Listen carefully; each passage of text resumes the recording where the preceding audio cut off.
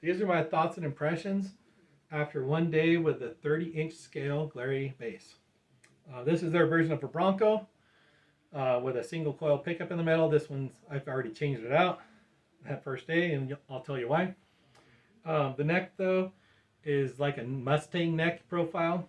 It's got that fatter kind of P bass width in the thickness profile. Which, being a short scale, it's easier to play than a full scale P bass. So most people work out fine.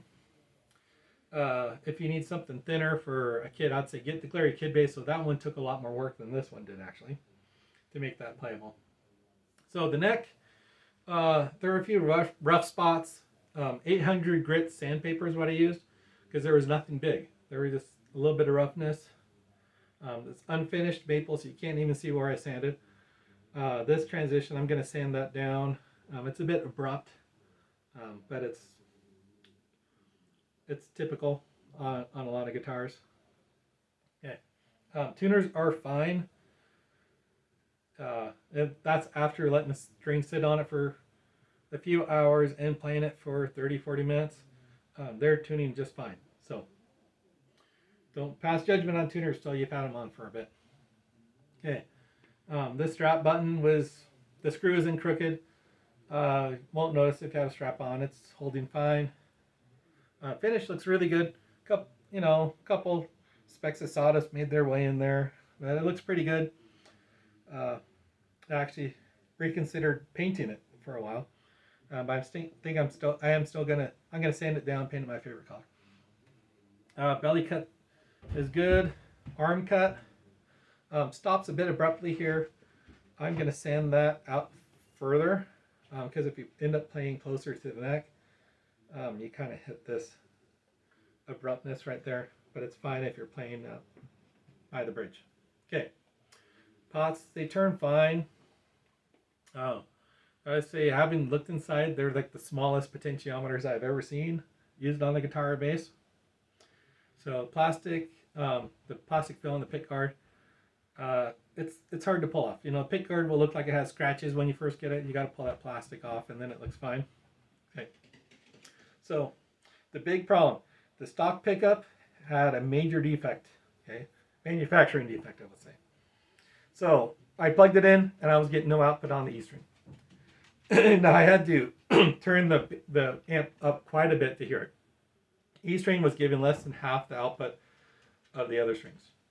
It was unacceptable.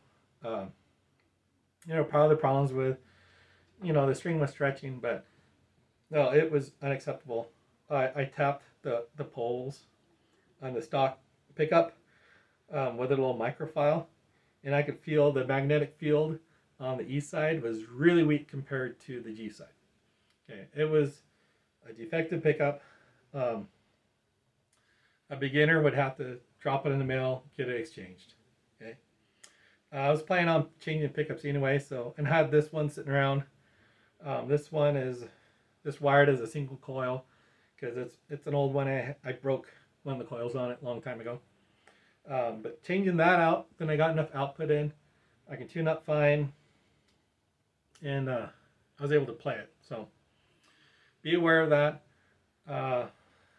In my case, I had a defective pickup. Probably not the case for everyone.